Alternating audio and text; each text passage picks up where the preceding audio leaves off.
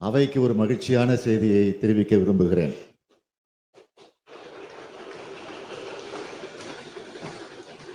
சற்று முன்பு வரலாற்று சிறப்புமிக்க தீர்ப்பை நமது தமிழ்நாடு அரசு பெற்றுள்ளது.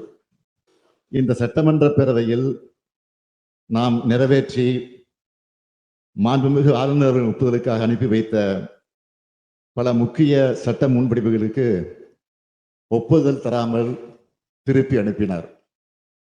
அந்த நிலையில் அவற்றை நாம் மீண்டும் இங்கே நிறைவேற்றி அனுப்பி வைத்தோம்.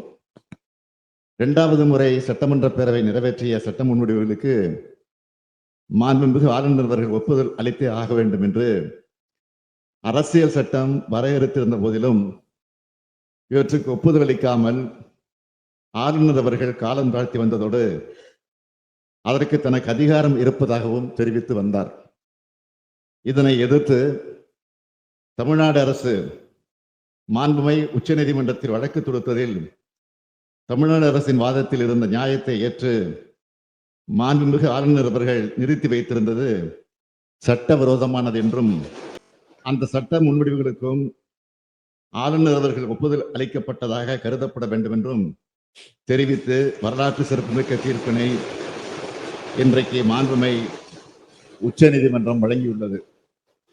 இந்த தீர்ப்பு தமிழ்நாட்டுக்கு மட்டுமின்றி இந்தியாவில் உள்ள அனைத்து மாநில அரசுகளுக்கும் கிடைத்த மாபெரும் வெற்றியாகும். திராவிட முன்னேற்ற கழகத்தின் உயிர் கொள்கையான மாநில சுயாட்சி, மத்திய கூட்டாட்சி தத்துவம் ஆகியவற்றை நிலைநாட்டிட